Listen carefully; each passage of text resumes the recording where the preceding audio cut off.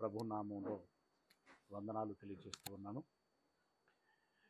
ప్రియులారా, ఈ సమయనందు మనం ఆలోచించేటువంటి అంశము కనిపించని ప్రయాణంలో మనతో కడవరకు కలిసి వచ్చేది ఎవరు? కనిపించని ప్రయాణంలో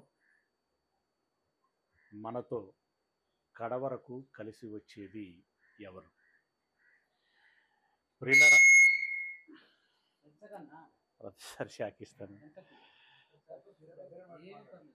వస్తుంది, అది అది అందుకుంటుంది.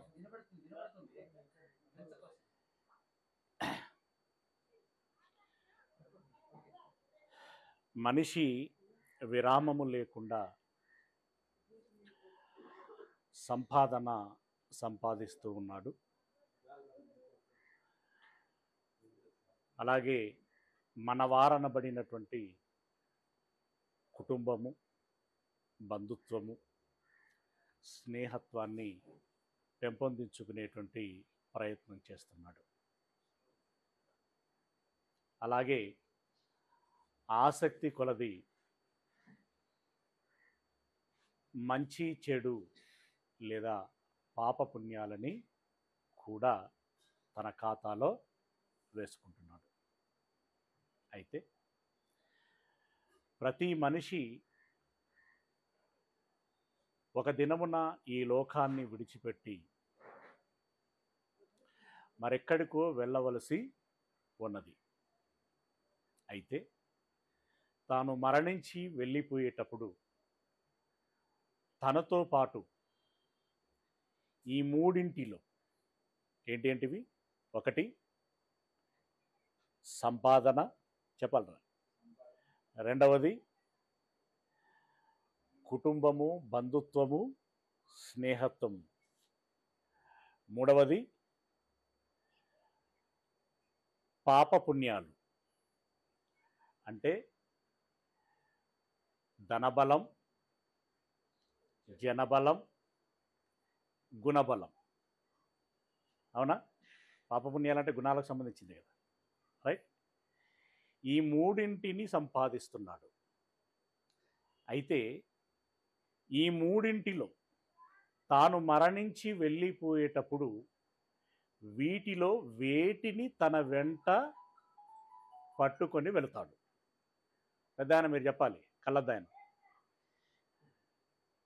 ధనబలం, జనబలం, గుణబలం. చనిపోయేటప్పుడు ఈ మూడింటిని పట్టుకుపోతాడా, లేకుంటే వీటిని వేటిని పట్టుకుపోడా, ఏదన్నా పట్టుకుపోతాడా? అయితే ఆలోచించేద్దాం, ఓకేనా? ప్రియులరా, ఏ మాట కా మాట ఒకసారి ఆలోచించండి. మన అన్నదమ్ములలో చిన్నప్పుడు అన్నదమ్ములమని పిలుచుకుంటాం. పెండ్లిలై పిల్లలై ఒక కుటుంబం వచ్చేసరికి పాలొల్లం అవుతాం మనం. అసలు పాలొల్లు అనేటువంటి పదం చాలా మంచిది. అంటే నాతో పాటు అన్నీ పంచుకునేటువంటి వాడు. కానీ ఈ రోజుల్లో పాలివాడు అంటే భావం మారిపోయింది, పగవాడిలా మారిపోయింది. ఇక్కడ ముఖ్యంగా ఏంటంటే, నేను ఎదగకపోయినా పర్వాలేదు కానీ నా పాలోడు ఎదగొద్దు, అంతేనా? సహజంగా ఈ జనాలలో ఉండేటువంటి ఒక చెడ్డ జాడ్యం. ఎవరైనా కొంచెం చదువుల్లో కానీ, ఉద్యోగాలలో కానీ, వ్యాపారాలలో కానీ సంపాదించటంలో కొంచెం ఎదిగారు. ఇక సహజంగా ఈ లోకం కూడా సంపాదించినటువంటి వారికి విలువనిస్తుంది, గౌరవాన్ని ఇస్తుంది. ఎదురుపడితే అవసరమైతే వంగంగి దండాలు పెడతారు. అవునా? ఫలానోడు చాలా గ్రేట్ రా అని అంటారు, చాలా గొప్పోడు అని అంటూ ఉంటారు. తెలివైన వాడు, జ్ఞాని, మేధావి, ఇలా ఎన్నెన్ని చెప్పుకుంటూ పోతారు. ఇక అలా చూస్తే ధనాన్ని సంపాదించాడు, కళ్ళ ముందట పెద్ద భవంతి కట్టుకున్నాడు, ఎకరాల కొద్దీ పొలాలను కొన్నాడు, ఆస్తులు విపరీతంగా ఉన్నాయి. అందరూ వేయనోళ్ళ ఆయననే పొగుడుతున్నారు. అప్పుడు కొంచెం మన మనసులో ఏమనిపిస్తుంది? అందరూ వాడినే పొగుడుతాను, అందరూ వాడిని ఇష్టపడతాను. డబ్బుకు డబ్బున్నది, పేరుకు పేరున్నది. నన్ను చూసేవాడు లేడు, నన్ను గుర్తించేవాడు లేడు, నన్ను పట్టించుకునేవాడు లేడు. నేను అందరి ముందు నామూష్ అవుతున్నాను, ఆభాసు పాలవుతున్నాను. చూడరా నీ తోటోడు ఎంత ఎదిగిండో, నువ్వు ఇక్కడే ఉన్నావు, నువ్వేమో దేవుడు అంటావు, బైబిల్ పట్టుకుని ఊర్ల బట్టి తిరుగుతున్నావు, బికారి లెక్క. నువ్వు భిక్షగాలు లెక్కున్నావు, వాడేమో కరోడుపోతాయండు. అసలు నీకు తెలివి ఉన్నదానా? వాడు చూడు ఎంత తెలివి ఉన్నదో అనగానే మనోళ్ళకి ఆవేశం వచ్చేస్తుంది. వచ్చేసి బాగా ఆలోచన చేస్తాడు. చేసి ఓనాడు బలమైన తీర్మానం తీసుకుంటాడు. ఏమని? దేవుడా, నీకు అంతా తెలుసు, నన్ను క్షమించు, కొన్నాళ్ళు నేను సేవను పక్కకు పెడతా, ముందు నేనేంటో వాళ్ళకి నిరూపించి చూపిస్తా, ఆ తర్వాత మళ్ళీ నేను బలంగా సేవ చేస్తా. సేవలోకి వచ్చిపోయినటువంటి వాళ్ళు ఉన్నారు ఎవరన్నా? అట్లా ఉంటారు. క్రైస్తవ విశ్వాసులలో కూడా ఉంటారు. అంటే ఇప్పుడు వీడి పట్టుదల ఏంటంటే, ఇందాక మొదటి పాఠంలో కూడా చెప్పుకున్నాం కదా, వాడు ఎదగకపోవటాన్ని బట్టి కాదు వాడి బాధ, ఎదుటోని మెచ్చుకుంటున్న దాన్ని బట్టి వాడి బాధ. అవునా? అందుకని వీడేం చేస్తూ ఉంటాడంటే దాన్ని బట్టి నొచ్చుకుంటూ ఉంటాడు, బాధపడుతూ ఉంటాడు. దాన్ని దృష్టిలో పెట్టుకొని దేవుడు చెప్పినటువంటి ఒక మంచి అద్భుతమైనటువంటి మాట ఏంటంటే, కీర్తనల గ్రంథము 49వ అధ్యాయము 16-17 వచనాలు. కీర్తనల గ్రంథము 49వ అధ్యాయము 16-17 వచనాల్లో చెప్తున్నటువంటి మాట ఏంటంటే, ఒకడు ధన సంపన్నుడైనప్పుడు వాని ఇంటి ఘనత విస్తరించినప్పుడు, ఒకటి ధన సంపన్నుడైనప్పుడు, రెండవది ఘనత విస్తరించినప్పుడు భయపడకుము. ఒకడు ధనవంతుడైతే ఒకడికి పేరు వస్తే వీళ్ళు భయపడతారా? అవును, భయపడతారు. ఎందుకు భయపడతారు? ఇందాక చెప్పినట్టుగా అందరూ నన్ను గురించి తక్కువగా చేసి మాట్లాడుకుంటారు, నన్ను పలచన చేస్తారు, నా భార్య ముందు నేను అవమానపడాల్సినటువంటి పరిస్థితి వస్తుంది, నా పిల్లల దృష్టిలో నేను చులకనవుతాను, పలచనైపోతాను. ఈ రకంగా ఆలోచిస్తూ నేను పేదవాడిని, దరిద్రుడను అయిపోతున్నాను, అలాగే నన్నెవరూ గుర్తించటం లేదు, నన్నెవరూ గౌరవించటం లేదు, పట్టించుకోవటం లేదు అని చెప్పి దీన్ని పదే పదే ఆలోచించుకుంటూ ఉండటం మూలంగా వాడిలో ఒకలాంటి భయము పట్టుకుంటుంది. కానీ దేవుడు ఇక్కడ చెప్తున్నటువంటి గట్టి మాట ఏంటంటే, ఒకడు ధన సంపన్నుడైనప్పుడు వాని ఇంటి ఘనత విస్తరించినప్పుడు నీవు భయపడకుము. ఇప్పుడు ఆయన అల్లకగా అన్నాడయ్యా భయపడకు అని చెప్పేసి దేవుడు చాలా ఈజీగా అన్నాడు. ఫేస్ చేసే మనకు అంత ఈజీగా ఉంటుందా? అది ఎదుర్కొనేటువంటి మనకు అంత ఈజీగా ఉంటుందా? ఉండదు. అయితే ఎవరైతే దేవుని మనస్సులోనికి వెళ్ళి ఆలోచిస్తారో వాళ్ళకు మాత్రం కరెక్టే కదా అనిపిస్తుంది. ఏమండి? ఎస్, నేను భయపడాల్సినటువంటి అవసరం లేదు, నేను ధైర్యంగా నిలబడతాను. ఆ మాటకు వస్తే నేను ఈ లోకములో పేదవాడినైనా సరే పరలోక విషయంలో నేను గర్వపడుచున్నాను అనుకుంటాడు. ఒక విషయం తెలుసా?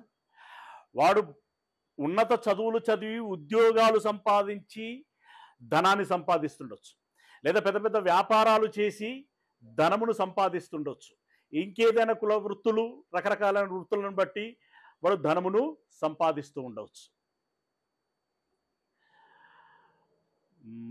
మనము కూడా సంపాదించవచ్చు.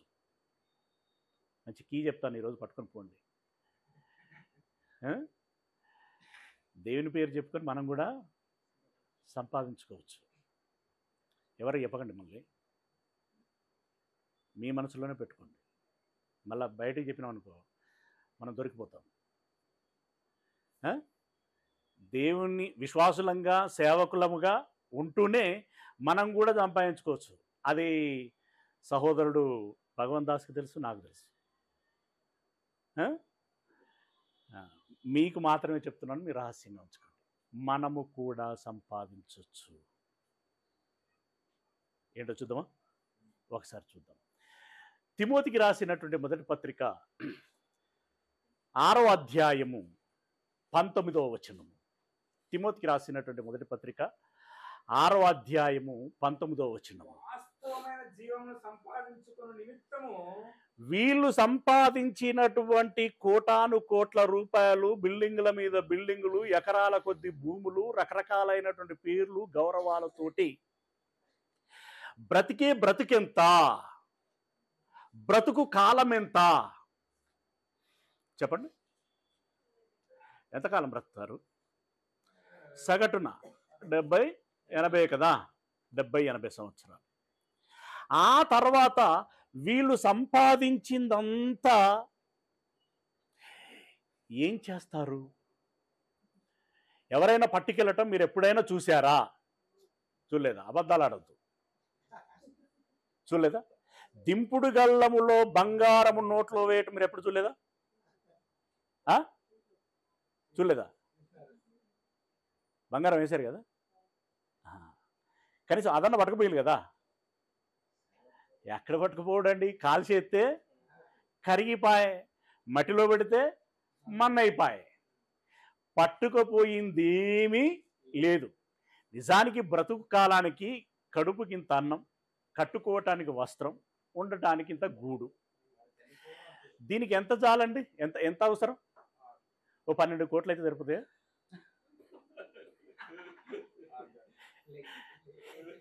ఏమండి? తిప్పి తిప్పి కొడితే నా లెక్కలో 10-15 లక్షలు చాలు. 10-15 లక్షలు చాలు. కానీ 10-12 కోట్లు సంపాదించినా కూడా మనిషికి సంతృప్తి లేదు, నెమ్మది లేదు. ఇప్పుడు సంపాదించినటువంటి వాళ్ళు సంపాదిస్తూనే ఉంటారు, కానీ అమ్మయ్య ఇక చాలు, ఇక నాకు సంతృప్తి అయిపోయింది, ఇక నేను సంపాదించిందంతా 10 మందికి పంచిపెడతానంటాడా? అనడు. ఇంకా 10కి 10 20 చేయాలనుకుంటాడే తప్ప నాకు సంతృప్తి అయింది, ఇక నాకు చాలు అని చెప్పి అనడు. అలాగని వెంట పెట్టుకుపోతాడానంటే వెంట పెట్టుకుపోడు, వెంట పెట్టుకుపోలేడు, సంతృప్తి పడలేడు. ఇప్పుడు తాను సంపాదించినటువంటి ధనముతో తనకు ఏమి ప్రయోజనము? ప్రాక్టికల్గా ఆలోచించాలి మనం. ఏమండి? ఊరికనే లోకాన్ని చూసి పై చూపులను బట్టి ఆహా ఓహో ఎంత గొప్ప అంగరంగ వైభవంగా చేసిండు పెళ్లి, ఇంత వైభవంగా చేసిండు, ఇంత గొప్పగా కట్టిండు, ఇంత గొప్పవాడయిండు అని చెప్పేసి ఆ రకంగా మనం ఆలోచించకూడదు. ఎంత సంపాదించిండు, దేనికి అక్కరకు వస్తుంది, ఎంత పట్టుకుపోయిండు, ఇదే కదా మనకు కావలసినటువంటి ప్రాముఖ్యమైనటువంటి విషయం. కానీ ఇప్పుడు ఇక్కడ మనకు చెప్తున్నాడు, ఇందాక ఏం చెప్పాడు? ఒకడు ధన సంపన్నుడైనప్పుడు, వాని ఇంటి ఘనత పెరిగినప్పుడు, బిడ్డ మీరు భయపడకండి, బిడ్డలారా మీరు భయపడకండి. మరి ఎలాగనయ్యా మేము భయపడకుండా ధైర్యంగా ఉండి సంతోషంగా ఉండేది ఎలా అన్నట్టు ఇక్కడ చెప్తున్నాడు. చూడండి ఏమని చెప్తున్నాడు? వాడు చనిపోయినప్పుడు, అది అయిపోయింది ఇక్కడ తిమోతి పత్రిక, వారు వాస్తవమైనటువంటి జీవమును సంపాదించుకొను నిమిత్తము. అంటే ఇందాక మనం చెప్పుకున్నటువంటి క్యాటర్ ఉన్నది కదా, డబ్బులు సంపాదించిన వాళ్ళు, ఘనత సంపాదించిన వాళ్ళు వాస్తవమైనటువంటి జీవితాన్ని సంపాదించుకొనగలరా? అసలు వాస్తవమైనటువంటి జీవితం అంటే ఏంటి? ఇప్పుడు ఈ జీవితాన్ని ఏమంటాం? తెలిసి అంటారో తెలియకంటారో కానీ సత్యమే చెప్తారు. ఏందని? ఈ జీవితం మాయా జీవితము, నేడుండి రేపు మాయమైపోయేటువంటి మాయా జీవితము, గాలి లాంటిది, నీటి బుడగ లాంటిది, నేడుండి రేపు మాయమైపోయేటువంటి జీవితం ఇది. మరి ఇది మాయా జీవితం అయితే మరి వాస్తవ జీవితం ఏది?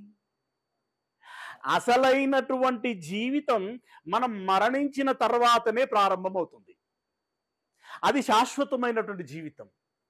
అది ఎవడు చెదరగొట్టలేనటువంటి జీవితం, మన ఎదురు నుండి తీసివేయలేనటువంటి జీవితం. పైగా ముక్కుతూ మూలుగుతూ అయ్యో వీడొచ్చే వాడొచ్చే, ఇదెట్లా అదెట్లా, ఈ నొప్పి ఆ నొప్పి అని చెప్పేసి బాధపడాల్సినటువంటి భయపడాల్సినటువంటి జీవితము కాదు. నెమ్మదిగా బిందాస్గా, సౌఖ్యంగా, సమాధానంగా, సంతృప్తిగా ఉండేటువంటి విశ్రాంతితో కూడుకున్నటువంటి జీవితం. అది అసలు సిసలైనటువంటి జీవితం. జీవితం అంటే అలా ఉండాలి. జీవితం అంటే అలా ఉండాలి. ఇప్పుడు కోట్లు సంపాదించుకున్నాడు అనుకోండి, ఎప్పుడు ఎక్కడ నుండి ఈడీ వస్తుందో తెలియదు. ఏమండి, సిబిఐ వాళ్ళు వస్తారో తెలియదు, ఏసీబీ వాళ్ళు వస్తారో తెలియదు. మనకి ఎట్లుంటుంది చెప్పండి? వాళ్ళు వచ్చినప్పుడు మరి కోట్లు కోట్లు పట్టుకుంటున్నారు, కట్టలు కట్టలు. మరి ఇంత పెట్టుకొని, తలాపున ఇంత పెట్టుకొని పడుకుంటే వాడికి నెమ్మది ఉంటుందా? ఎప్పుడు ఎక్కడి నుండి ఎవడొస్తాడో తెలియదు. లంచం అయితే తీసుకుంటాడు, కానీ ఇంటికి పోయిన తర్వాత మంచంలో పెట్టినాక, అంటే మంచంలో అంటే కింద ఉంటాయి కదా డెస్కులు, ఏంటంటే అందులో పెట్టిన తర్వాత అమ్మయ్యా ఇంత సంపాదించానని చెప్పేసి మంచిగా నిద్రపోతాడు అనుకుంటున్నారా? ఇది ఎవరికైనా లీక్ అయిందంటవా?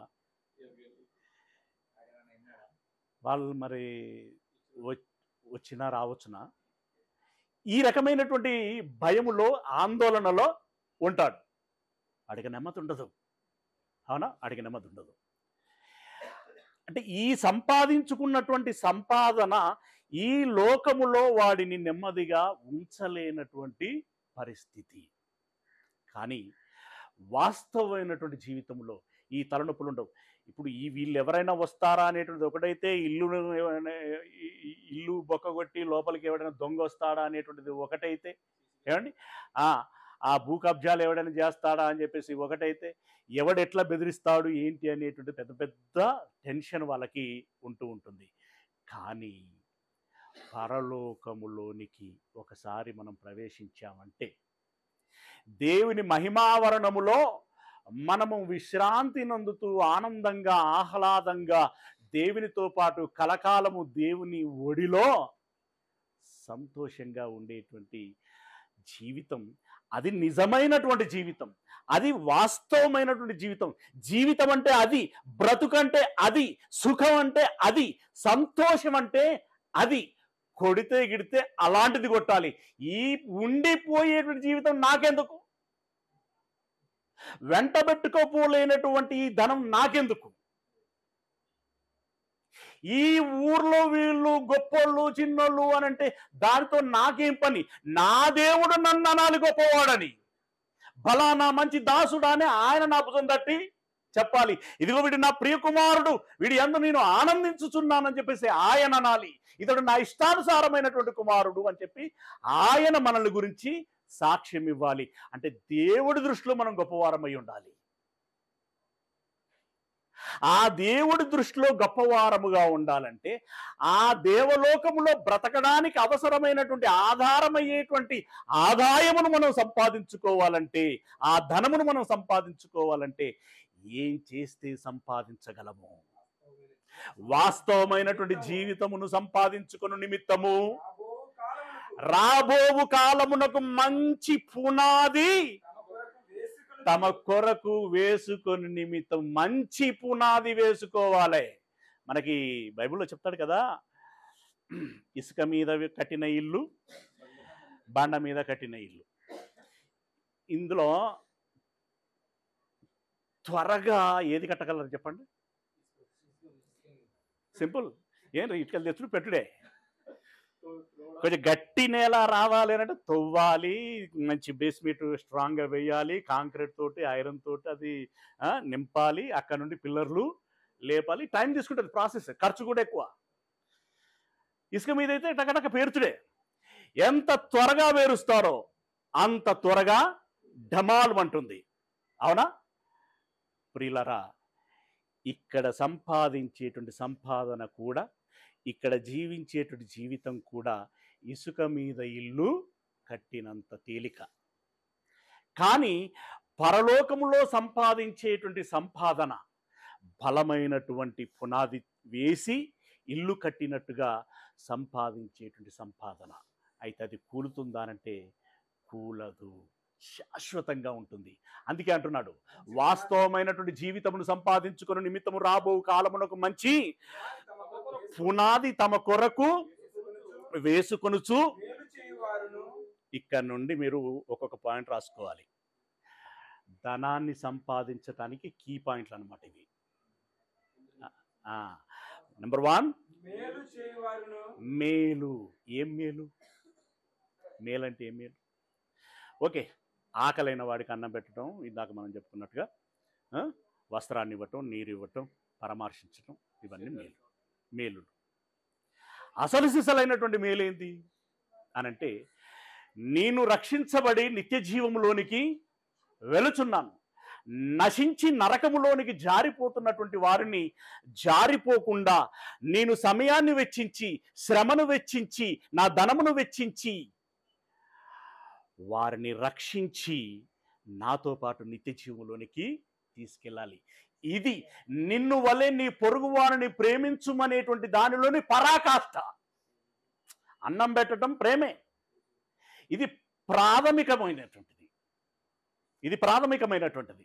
కానీ రక్షించేటువంటి నిత్య జీవంలోనికి తీసుకెళ్లేటువంటి దానికోసం మనం పెట్టేటువంటి ఎఫర్ట్ ఏదైతే ఉంటుందో అది ప్రైమ్, చాలా పీక్లో మనం ఇవ్వగలిగేటువంటి ప్రేమ. ఆ ప్రేమను గురించి ఇక్కడ చెప్తున్నాడు. మేలు చేయువారును సత్క్రియలు అనేటువంటి ధనము గలవారును. ఏందనమాట? సత్క్రియలు. సత్ అంటే వెరీ గుడ్. సత్ అంటే సత్యము, సత్యమనగా వాక్యం. ఓకే, సత్క్రియలు గలవారంటే ఇప్పుడు ఏ క్రియలు అనమాట?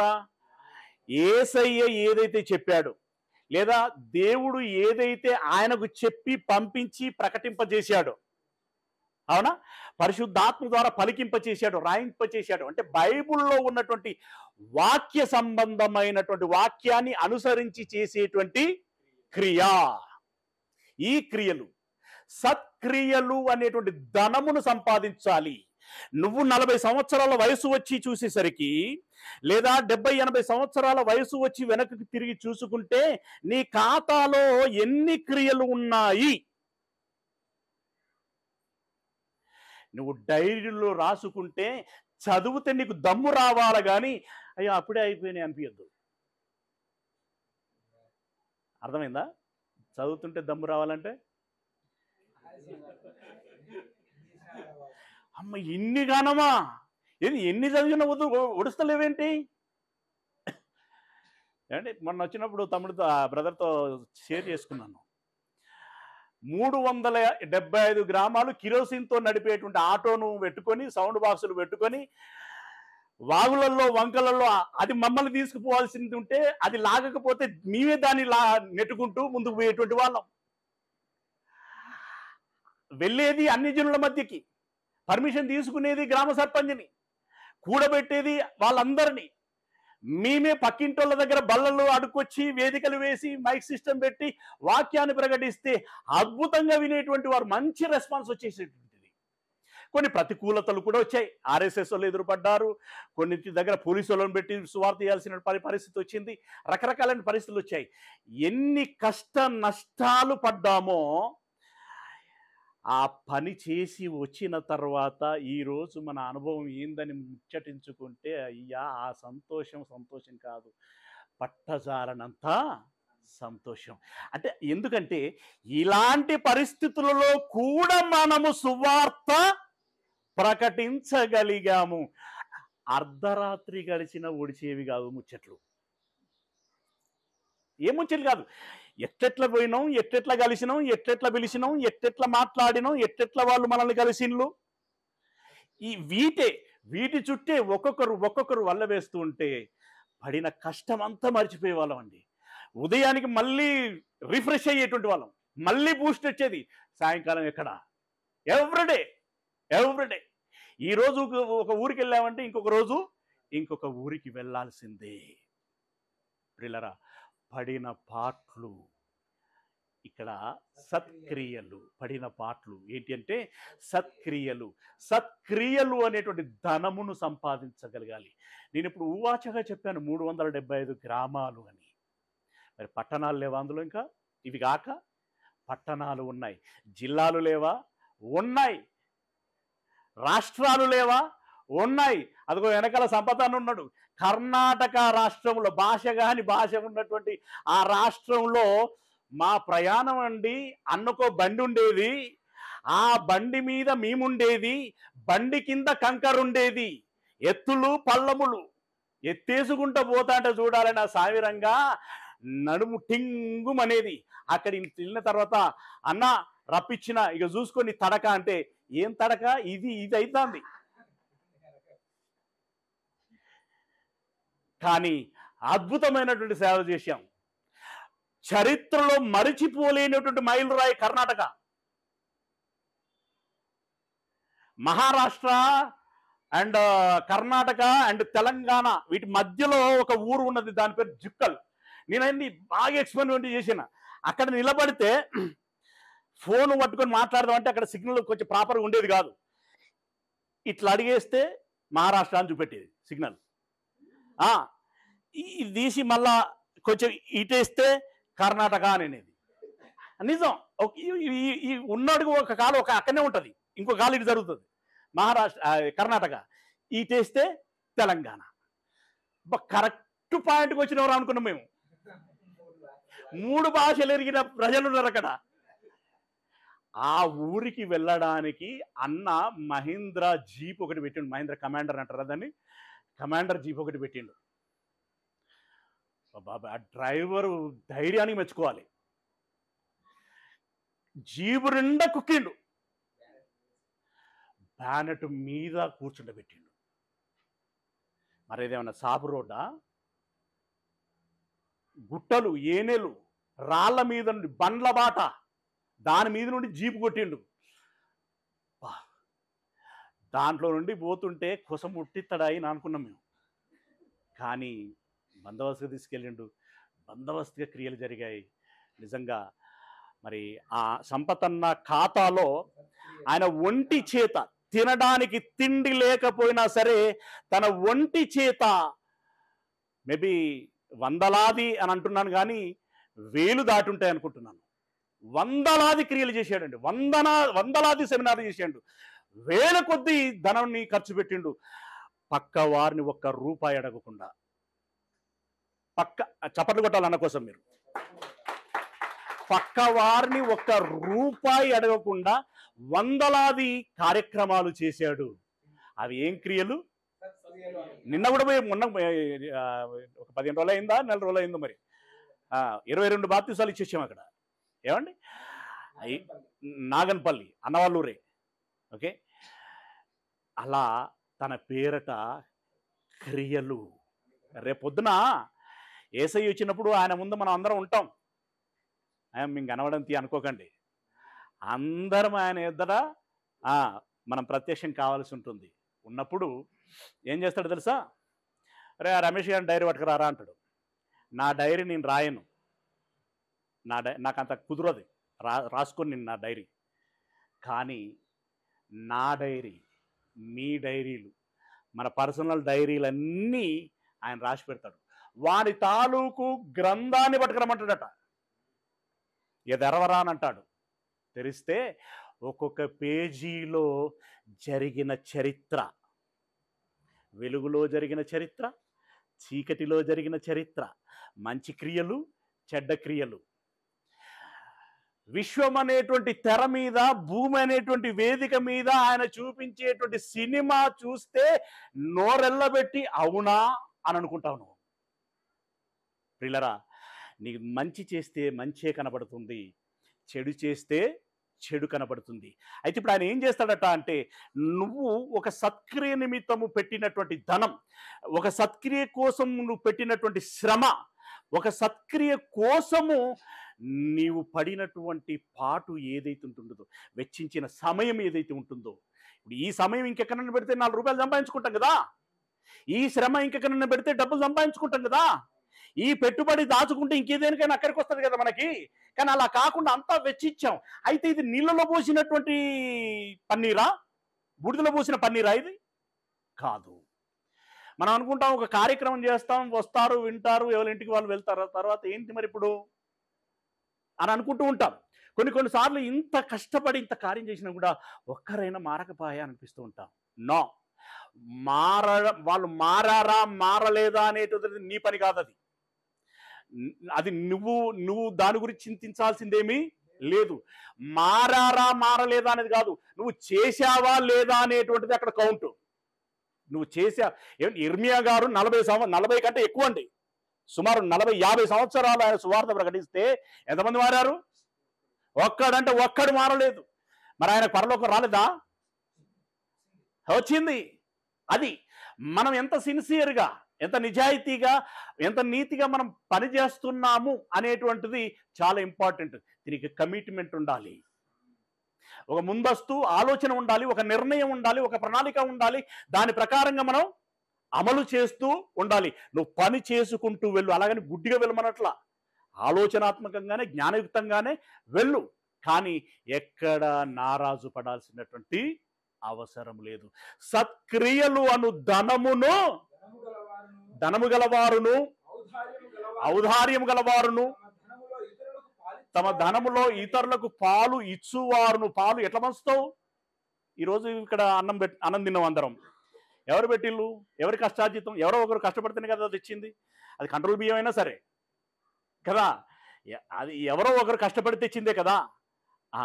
ఇప్పుడు ఈరోజు ఆ అన్నం రూపంలో వాళ్ళ ధనాన్ని మనకు మంచినట్టే కదా. అట్లా ఏ మంచి అనేటువంటి దానికోసం నువ్వు ఏ పని చేసినా కూడా తమ ధనములో ఇతరులకు పాలిచ్చువారునై ఉండవలయునని వారికి ఆజ్ఞాపించుము. దేవుడు ఆజ్ఞాపిస్తున్నది ఏంటి? ఇక్కడ ధనవంతులు కండి అని చెప్పేసి దేవుడు ఎక్కడ ఎవరికి చెప్పలేదు. ఓకే, కానీ పరసంబంధమైనటువంటి దాని విషయంలో మీరు ధనవంతులు కావాలి అనేటువంటిది ఆజ్ఞ. Very good. ఇహమందు ధనవంతులైనటువంటి వారు గర్విష్ఠులు కాక అస్థిరమైనటువంటి ధనమునందు నమ్మిక ఉంచక సుఖముగా అనుభవించుటకు సమస్తమును మనకు ధారాళముగా అనుగ్రహించేటువంటి దయచేసేటువంటి దేవుని యందే నమ్మిక ఉంచుము. అంటే నువ్వు దేవుని యందు నమ్మిక ఉంచి దేవుని మాటను శిరోధార్యంగా భావించి నువ్వు నడుచుకున్నట్లయితే ఇహలోకమునందును బ్రతికేటువంటి బ్రతుకు నువ్వు బ్రతకగలవు. అంతకంటే ముఖ్యంగా పరలోకమునందు బ్రతికేటువంటి బ్రతుకును నువ్వు బ్రతకగలవు. ఇప్పుడు ఆ ధనముతో అంటే ఇక్కడ పెట్టేటువంటి పెట్టుబడి, ఇప్పుడు ఇక్కడ రూపాయి తీసుకొని అమెరికాకు వెళ్ళి రూపాయితో రూపాయి 100 రూపాయలు అనుకో, 100 రూపాయలు ఇచ్చి నాకు టిఫిన్ అంటే ఇతడాడు వానికి అది చిత్తు కాగితం కదా. అవును, వాడికి డాలరే ఇవ్వాలి. ఈ రూపాయలు మనం పట్టుకెళ్ళి పరలోకాన్ని పట్టుకెళ్ళి కట్టలు ఏసయ్య ముందర పెట్టి అయ్యా ఇవన్నీ నీకే, నాకు పరలోకం ఇవ్వు అని అన్నావు అనుకో, ఇస్తాడా? అవి పనికి రావు. ఇది కాదు నేను తెమ్మన్న ధనము. ఏది? నువ్వు ఎన్ని క్రియలు చేసావరే వీడి లిస్ట్ తీరానంటాడు, అక్కడ కనబడాలి ఆమ్దాన్. ఆ ధనము ఉన్నట్టయితే మీరు వాస్తవమైనటువంటి జీవితాన్ని సంపాదించుకొనగలరు. ఉండిపోయేటువంటి జీవితం కాదది, ఉండబోయేటువంటి జీవితం, శాశ్వతంగా ఉండబోయేటువంటి జీవితం. ఆ జీవితాన్ని మీరు సంపాదించుకోగలరు. ఇప్పుడు చెప్పండి, ఎవడు ఫీల్ అవ్వాలి? యాక్చువల్గా వాడు ఫీల్ కావాలి, ఒరే నేను ఇక్కడ బ్రతికినటువంటి బ్రతికాను కానీ అసలు బ్రతుకు ఇది కాదు, అసలైనటువంటి బ్రతుకు మరొకటి ఉన్నది, దానికోసం నా దగ్గర ఏమీ లేకపాయే అని వాడు సిగ్గుపడాలి, వాడు బాధపడాలి, వాడు ఏడవాలి. కానీ మనం బాధపడాల్సినటువంటి ఏడవలసినటువంటి అవసరము, భయపడాల్సినటువంటి అవసరం అంతకంటే లేదు. సగర్వంగా గర్వపడు, తలెత్తుకొని వెళ్ళు. ఇక పోతాను రాయుడా, అది ఎలా అయింది పట్టుకున్నాడు, ఇక పోతాడు అని అంటే అప్పుడు నువ్వేమనుకోవాలో తెలుసా? కుక్కలు మరుగుచున్నాయి.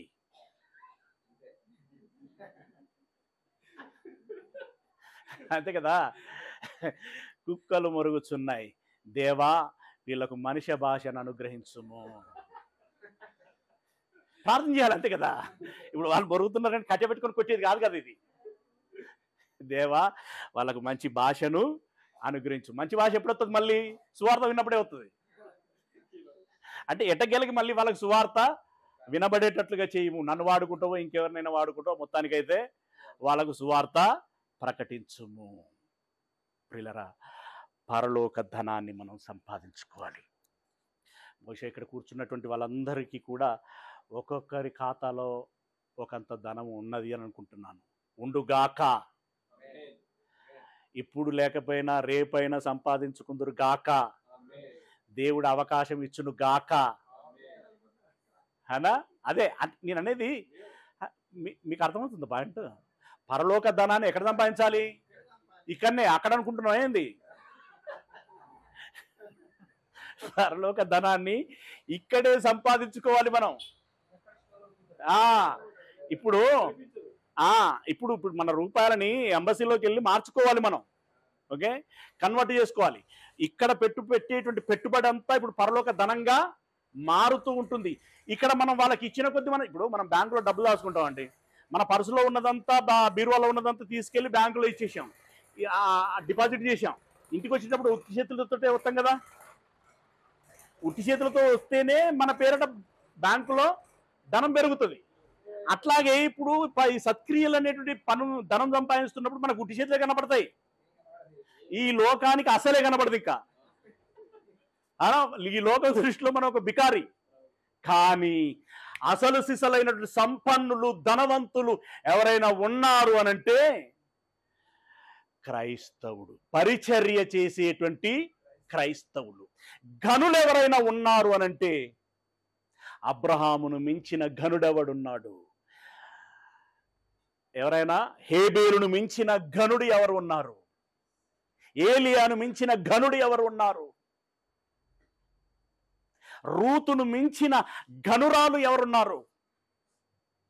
ఇంట్లో ఎంతమంది భక్తులు ఘనులుగా మనకి కనబడుచున్నారు.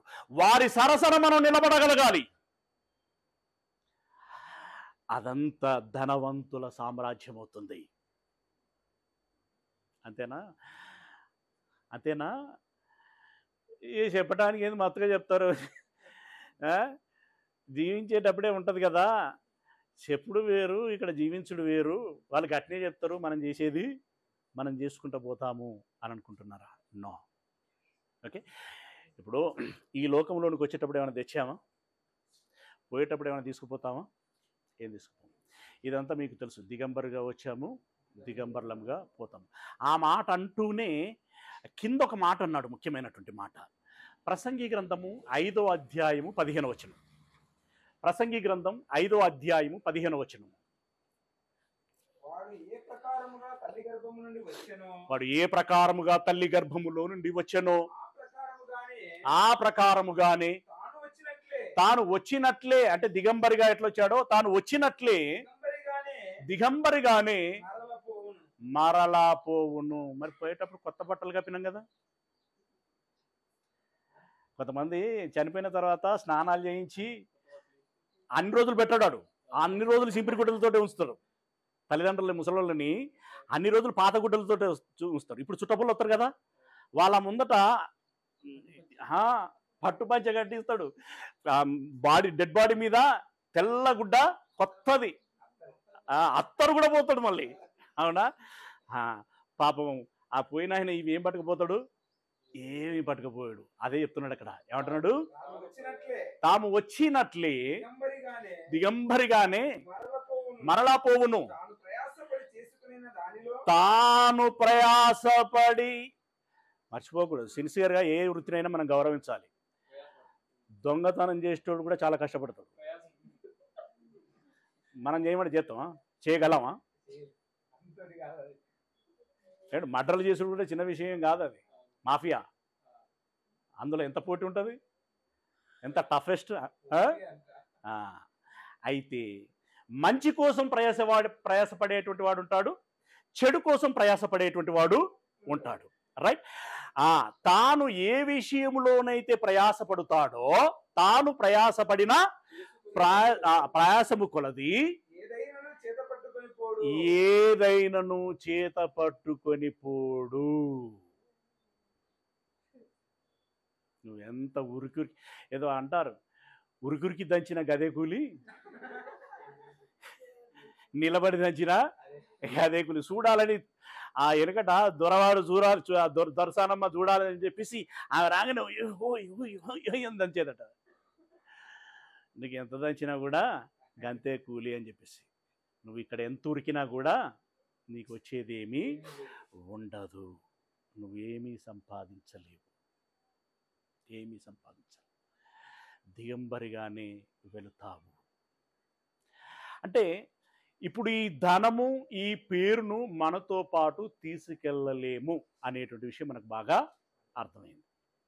ఇక తర్వాత ఎక్కడికి వద్దాం? కుటుంబం, జనబలం, కుటుంబం. నా కుటుంబము విస్తరించుకోవాలి, నా వంశాన్ని, నా వారసత్వాన్ని పెంచుకోవాలని ప్రయత్నం చేస్తుంటారు. కొడుకులు పుట్టకుండా కూతుళ్ళు మాత్రమే పుడితే వాళ్ళ ముఖాలలో విషాదాన్ని చూడాలి కదా. ఎందుకట? వారసత్వం ఆగిపోతున్నదట. మరి పుడితే నా పేరు నిలబెడతాడు. ఎక్కడ నిలబెడతాడు? ఈ పేరు ఎక్కడ నిలబెడతాడు? ప్రియులారా, కుటుంబాన్ని పెంచుకుంటాం, బంధువులని పెంచుకుంటాం, స్నేహితులని పెంచుకుంటాం. కానీ వీరిలో నీ తండ్రిని, నీ తల్లిని నువ్వు వెంట తీసుకెళ్ళగలవా? జీవిత భాగస్వామిగా చెప్పుకునేటువంటి, నువ్వు అమితముగా ప్రేమించేటువంటి నీ భార్యను వెంట పెట్టుకు వెళ్ళగలవా? రక్తం పంచి, పేగు పంచి, మాంసం పంచి జన్మనిచ్చినటువంటి నీ కుమారుణ్ణి, నీ కూతుర్ని అంటే నీ పిల్లలను వెంట పెట్టుకు వెళ్ళగలవా? నీ ప్రాణ స్నేహితుడు అనబడుచున్నటువంటి ఆ వ్యక్తిని వెంట పెట్టుకుని వెళ్ళగలవా? ఏమండి? యాకోబుకి ఎంతమంది కుమారులు? 12 మంది కుమారులు, ఒక కుమార్తె. ఇప్పుడు వాళ్ళ వారసులు ఎంతమంది? ఒక దేశం అంతా, ఇజ్రాయెల్ దేశం అంతా ఆయనదే కదా, ఆయన కుటుంబమే కదా. ఒక కుటుంబం పేరట ఒక దేశం వచ్చిందంటే ఎంత గ్రేట్ కదా. అయితే యాకోబు కూడా ఒకరోజు మరణించాడు. ఎంతమంది తీసుకెళ్ళిండు ఆయనతోటి? ఎంతమంది తీసుకెళ్ళిండు? ఆయనకి ఇష్టమైన కొడుకు ఎవరు? యోసేపు. పోనీ ఆయన నన్ను పట్టుకుపోయిండా? పోనీ ఆయన పట్టుకుపోలే. మరి ఎంతైనా కన్న తండ్రి కదా, వీళ్ళన్న పోవాలి కదా, పోవాలి కదా. పోయిండ్లా? మరి ఎక్కడ దాకా పోయిండ్లు? వెరీ గుడ్, కాటి దాకా పోయిండు. సమాధి చేసే చోటు దాకా వెళ్ళి అక్కడ నుండి ఇంకా ముందుకు పోవచ్చు కదంటే, అబ్బెబ్బెబ్బే ఇప్పుడు అంతగానం గుక్కబెట్టి అడుస్తూ ఉంటారండి కదా. ప్రేమ, అయ్యో ఇక చూడవా, ఇక మాట్లాడవా, ఇక మళ్ళా రావా, అయ్యా మీ డాడీ మీకు లేడురా, మనల్ని విడిచిపెట్టిపోతాను రా, అన్యాయం చేసిపోతాను రా అని చెప్పి అంటే ఎందుకు ఏడుస్తున్నావు మా, నువ్వు కూడా పో. అబ్బా ఆ మాట అయితే వద్దు. ఆ మాట రాగానే కన్నీళ్ళన్నీ ఒకసారిగా మాయమైపోయి మొత్తం దుడుచుకొని ఏం జరిగినట్టుగా కన్నీళ్ళు నట్టుది కావచ్చు. చూడండి, ఆదికాండము 50వ అధ్యాయము 14వ వచనం. యాకోబు గారు మరణించినప్పుడు కొడుకులు, మనవన్లు, మనవరాళ్ళు, ఆ దేశపోళ్ళు, తెలిసినోళ్ళు, పరిచయస్తులు, బంధువులు అందరూ పోయిళ్ళండి. ఎక్కడికి పోయిళ్ళు? కనాను దేశములో ఉన్నటువంటి మమ్రే దగ్గర ఉన్నటువంటి మక్పేలా గుహమునొద్ద ఉన్నటువంటి సమాధి వద్దకి తీసుకెళ్లారు. తీసుకెళ్ళి అందరు కలిసి ఇక వాళ్ళదైన సంస్కృతి సాంప్రదాయం అంగరంగ వైభవంగా సమాధి చేశారు. చేసి ఏం చేశారట చూడండి. తన తండ్రిని పాతి పెట్టిన తర్వాత అతడును అతని సహోదరులను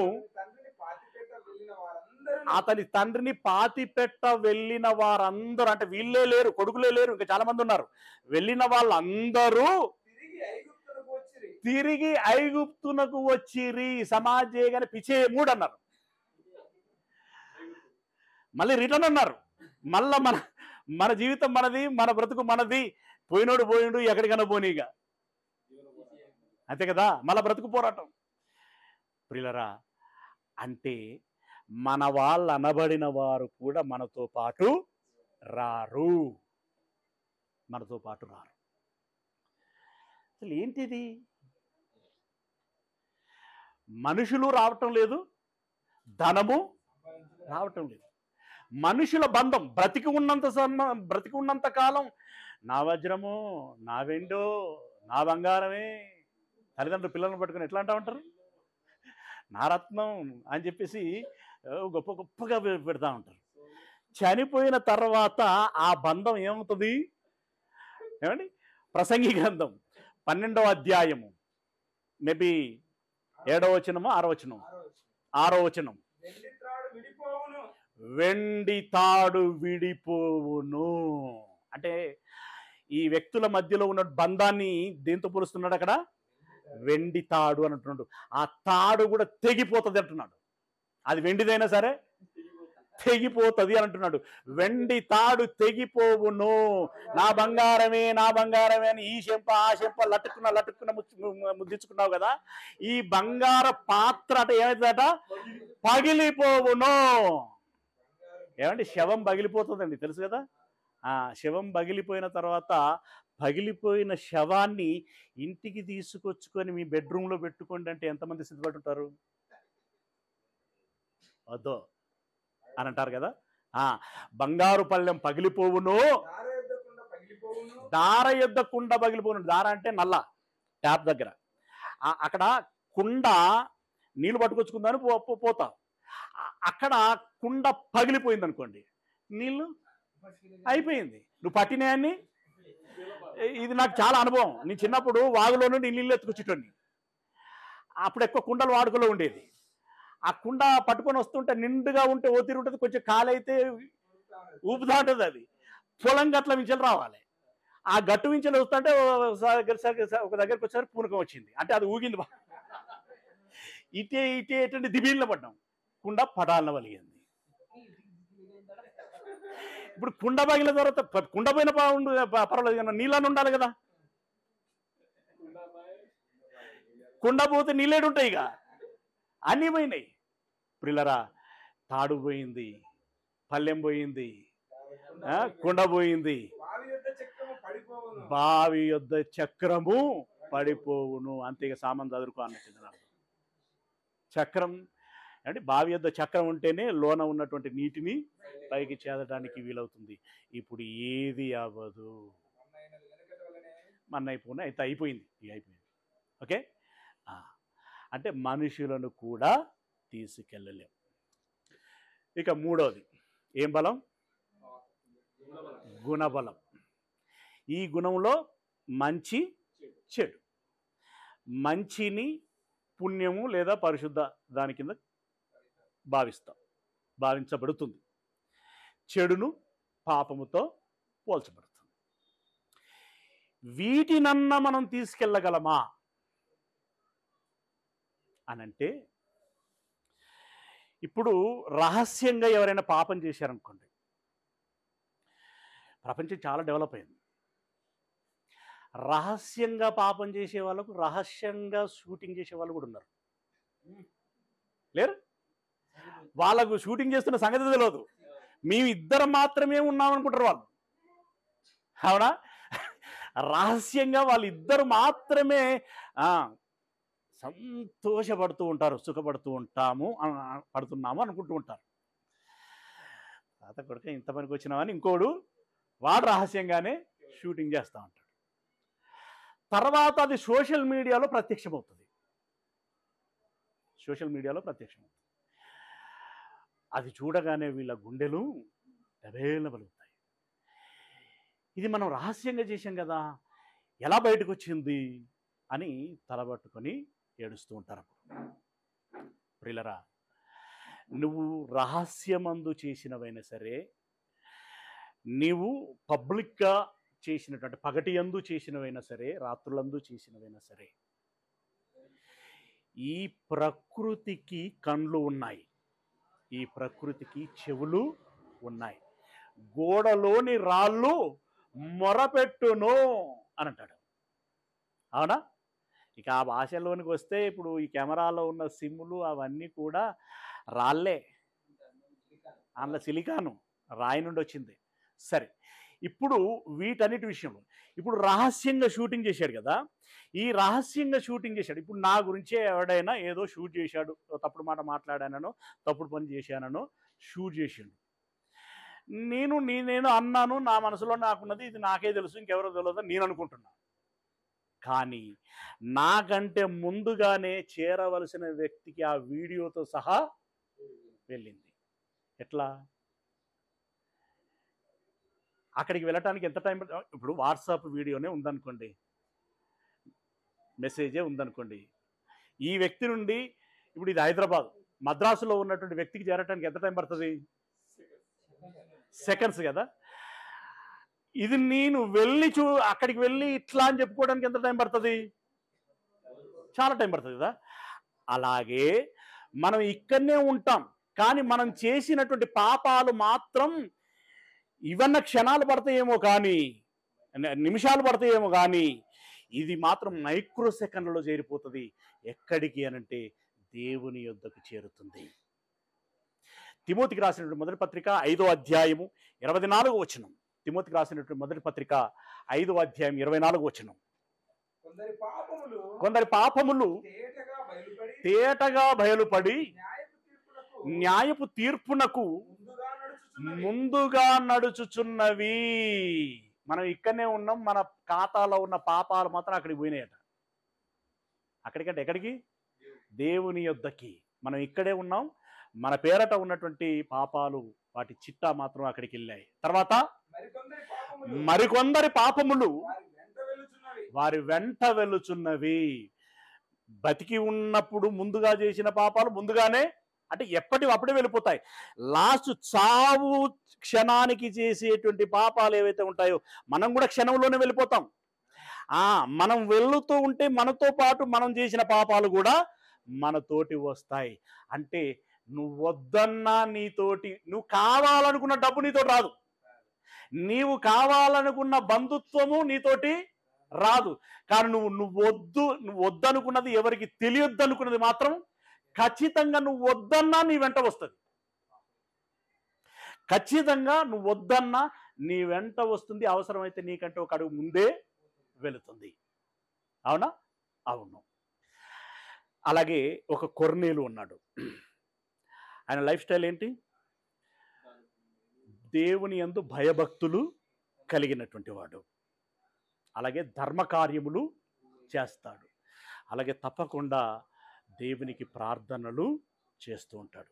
మంచి హ్యాబిట్స్ ఉన్నాయి ఆయనకి, మంచిగా చేసేవాడు. ఆయన ఇలాంటివి ఏమీ తెలియకుండానే దేవుడి గురించి ఆయనకు అర్థమైనంతలో, అర్థమైన విధానంలో ఆయన వెళుతున్నాడు. అది దేవుడికి నచ్చి ఒక దేవదూతను పంపించి కొర్నేలుకి చెప్పిస్తున్నాడు. అపోస్తల కార్యములు 10వ అధ్యాయం 4వ వచనంలో ఏమంటున్నాడు అనంటే, దూత వైపు తేరి చూసి, అంటే దూత వచ్చింది మాట్లాడుతుంటే కొర్నేలు దూత వైపు తేరి చూసి, ప్రభువా ఏమి అని అడిగాను.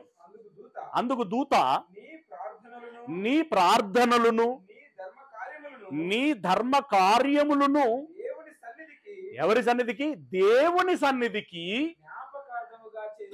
జ్ఞాపకార్థముగా చేరినవి. అంటే చేసిన పాపాలు వెంటనే వెళ్ళాయి. అలాగే ఈ కొర్నేలు లాంటి వాళ్ళు చేసినటువంటి పుణ్యకార్యములు, మంచి కార్యములు, వాటిని గురించినటువంటి విషయాలు కూడా దేవుని సన్నిధికి చేరాయి. అంటే దీన్ని బట్టి మనకి ఏమర్థమవుతుంది? మనము చేసిన మంచి చెడు కార్యములు ఏవైతున్నాయో వాటి తాలూకు పాప పుణ్యాలు అనేటువంటివి మనతో పాటే వస్తాయి. అంటే మనం తీసుకుపోయేటివి ఏమైనా ఉన్నాయనంటే ఈ రెండింటిని లేదా ఈ రెండింటిలో ఏదైనా ఒకటి. మీరు చెప్పాలి, పాపము మన వెంట వస్తే మనకు లాభమా నష్టమా? ఖచ్చితంగా నష్టం.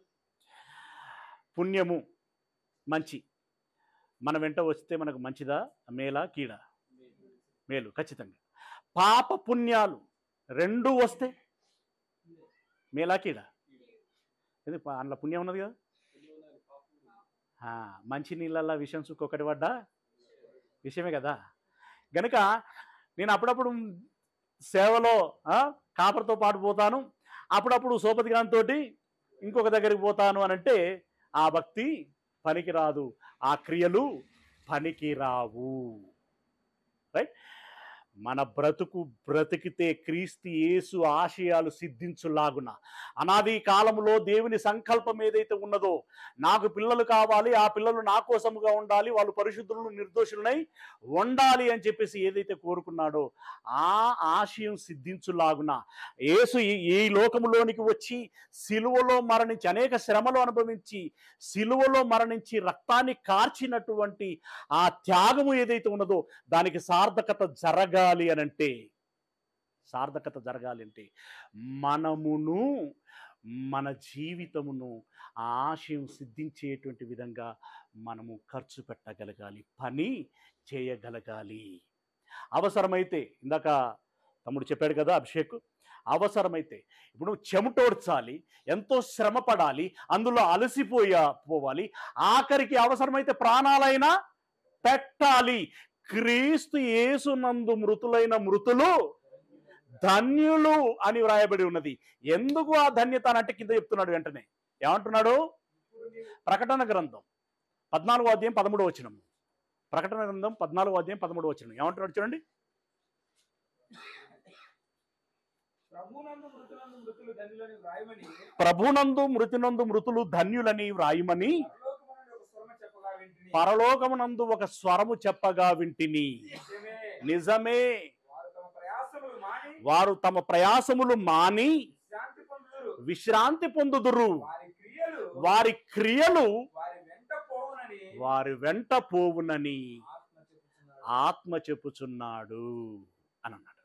అంటే ఇప్పుడు చెప్పండి, మన వెంట వచ్చేటివి మనం చేసిన పాపపుణ్యాలు. అయితే ఇందులో మన వెంట రావలసింది ఏంటి? వాస్తవంగా మేలు మాత్రమే, మంచి మాత్రమే, మంచి సాక్ష్యం మాత్రమే మన వెంట రావాలి. కానీ ఈ మాటలు మీరు కాబట్టి, మంచోళ్ళు కాబట్టి ఓపికతోటి కూర్చున్నారు, వింటున్నారు, కొంతమంది రాసుకుంటున్నారు. ఇవే మాటలు పోయి 4 బజార్ల మధ్యలో నిలబడి చెప్పినాం అనుకో, కోడకత్తోళ్ళు చాలా మంది ఉంటారు, కామెంటరీ చేసేటోళ్ళు పైలుమాళ్ళు ఉంటారు. ఏమండి, ఇట్లా మాట్లాడుతుంటే అట్లా కామెంట్ వస్తుందండి, బందవసగా వస్తుంది. ఎట్లా వస్తూ ఉంటుంది, ఎట్లా మాట్లాడుతూ ఉంటారు? ఇక చెప్పిండి ఈయన చూసి వచ్చిండ, ఇవి మన వెంట వస్తాయని చెప్పేసి ఈయన చూసి వచ్చినటువంటి మహానుభావుడు యేసయ్య ఉన్నాడు, చెప్పాడు. అయితే ఆ విషయంలో అంటున్నాడు. అంటే కామెంటరీలలో మనల్ని కామెంటరీ చేస్తాడు, బైబిల్ని కామెంటరీ చేస్తాడు, యేసయ్యని కామెంటరీ చేస్తాడు, చివరికి దేవుణ్ణి కూడా కామెంట్ చేస్తూ ఉంటాడు. ఈ కామెంట్ చేసేటువంటి వాళ్ళని ఉద్దేశించి అంటున్నాడు, ఒరేయ్ అని అంటున్నాడు. ఏమంటున్నాడు చూడండి, దేవుడు వెక్కిరింపబడడు. నువ్వు అనుకుంటున్నావు అల్పానందం శునకానందం, అది నువ్వు అనుకుంటున్నావు. నీ స్వరము 1/2 కిలోమీటర్ దాకా కూడా పోదు, 1/2 కిలోమీటర్ దాకా కూడా పోదు. కానీ నువ్వు మరణించి వెళ్ళిపోవలసింది మాత్రం ఈ లోకాన్ని విడిచిపెట్టి వెళ్ళాలి. వెళితే పరలోకం వెళ్ళాలి, లేదంటే నరకము వెళ్ళాలి. అయితే పరలోకం అనేటువంటి ఫలము కానీ, నరకము అనేటువంటి శిక్ష కానీ దేన్ని బట్టి నీకు వస్తుంది అని అంటే అక్కడ చెప్తున్నాడు. నువ్వు ఏ ఫలము కోయగలుగుతావు, నువ్వు ఏం సంపాదించుకుంటావు అనేటువంటి విషయాన్ని అక్కడ ప్రస్ఫుటంగా చెప్తున్నాడు. గలతీయులకు రాసిన పత్రిక 6వ అధ్యాయము 7వ వచనము. గలతీయులకు రాసిన పత్రిక 6వ అధ్యాయము 7వ వచనము. మోసపోకుడి. ఎవరు చెప్తున్నాడు ఈ మాట? ఎక్కిరించేటోళ్ళకే. మోసపోకండి, దేవుడు వెక్కిరింపబడడు. నువ్వు అనుకుంటున్నావు, షార్ట్ మైండ్ అది. దేవుడు వెక్కిరింపబడడు. ఒక దినము వస్తుంది, ఆయన పంపించిన యేసయ్య మహాసింహాసనమునందు కూర్చున్నప్పుడు అక్కడ నువ్వు బోర్ల బొక్కలబడి ఏడుస్తున్నప్పుడు తెలుస్తుంది నీకు సినిమా. దేవుడు వెక్కిరింపబడడు. మనుష్యుడు ఏమి విత్తునో ఆ పంటయే కోయును. మంచిని విత్తితే మంచి కోస్తావు. చెడును విత్తితే చెడును కోస్తావు. మంచి చెడులను విత్తితే రెండింటికి వస్తావు. రెండింటిని కోస్తావు, రెండింటిని కలుపుతావు. లాస్ట్కి అది ఏమవుతుందంటే ఇందాక చెప్పుకున్నట్టుగా నీళ్ళలో పడ్డ విషయంలాగా చెడే అవుతుంది. ఎలయనగా తన శరీరేచ్ఛలను బట్టి విత్తువాడు శరీరము నుండి క్షయమనేటువంటి పంటను కోయును. ఆత్మను బట్టి విత్తువాడు ఆత్మ నుండి నిత్య జీవం అనేటువంటి పంట కోయును. మీకు ఏ పంట కావాలి? అక్షయమైనటువంటి పంట కావాలా? అక్షయం అంటే నాశనం అయ్యేది, అదే కదా నాశనము. క్షయము, నాశనము. అక్షయమైనది నిత్య జీవం కదా, నిత్య జీవం. ఇప్పుడు మీకు నిత్య జీవం కావాలా? క్షయమైపోయేటువంటి జీవము అంటే నాశనము అనేటువంటి, నరకము అనేటువంటి జీవితం కావాలా? ఏ జీవితం కావాలి? మీకేం జీవితం కావాలి? అక్షయమైనది కదా, నిత్య జీవం కావాలి కదా. నిత్య జీవం కావాలి. నిత్య జీవం కావాలంటే నువ్వేం విత్తాలంటున్నాడు?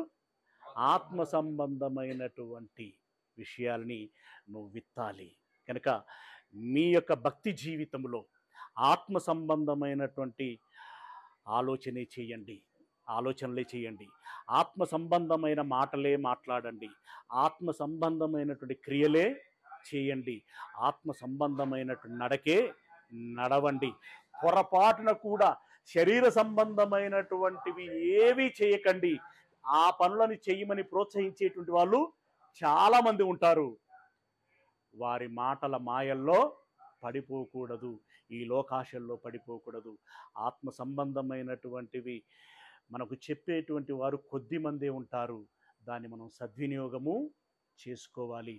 మీరందరూ బుద్ధిమంతులని, మీరు ఆత్మ సంబంధమైనటువంటి వాటిని మాత్రమే విత్తి నిత్య జీవం అనేటువంటి పంటను కోసుకుంటారని మనసారా కోరుకుంటూ ఈ మాటల్ని ముగిస్తున్నాను.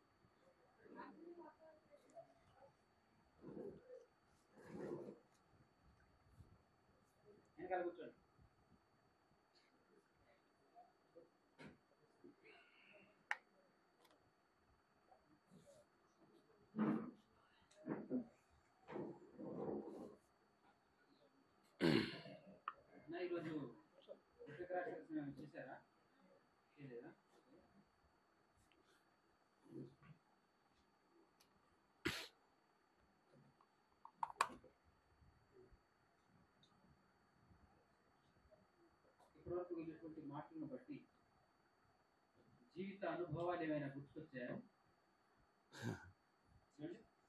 జీవితంలో ఎందుకంటే ఈ మధ్య కొత్త రోగం ఒకటి వచ్చింది, కరోనా అనకండి, ఆత్మ సంబంధమైన రోగం ఒకటి వచ్చింది. అదేంటంటే విన్నంతసేపు ఏదైనా సరే,